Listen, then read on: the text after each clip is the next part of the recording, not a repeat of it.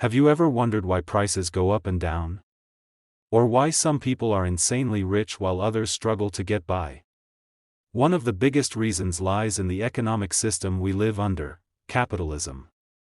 But what exactly is capitalism? Capitalism is an economic system where the means of production, distribution, and trade are owned by individuals or private companies, not the government. The main goal? Profit. In capitalism, markets are mostly left alone to decide what gets made, who gets it, and at what price. The theory of capitalism became popular thanks to Adam Smith, a Scottish economist who wrote The Wealth of Nations in 1776.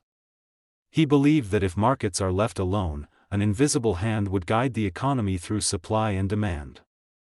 Imagine you start a juice stand. You set the price, pick your ingredients, and choose where to sell. If your juice tastes good and is reasonably priced, customers come. If not, they go elsewhere. That's capitalism. Competition and innovation drive success.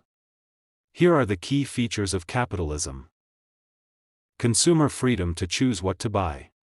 Rapid innovation thanks to competition. High efficiency as businesses cut waste. Individual freedom in choosing jobs, products, and services. Wealth inequality, the rich get richer, the poor struggle. Monopolies, big companies may crush smaller ones. Economic crises, like the 2008 financial meltdown. Worker and environmental exploitation for profit. Capitalism isn't perfect, but it's reshaped the modern world. It fuels growth and freedom, but also creates deep challenges. Understanding capitalism helps us make smarter choices, as consumers, workers, and citizens. So what do you think? Does capitalism do more good or more harm? Drop your thoughts in the comments below.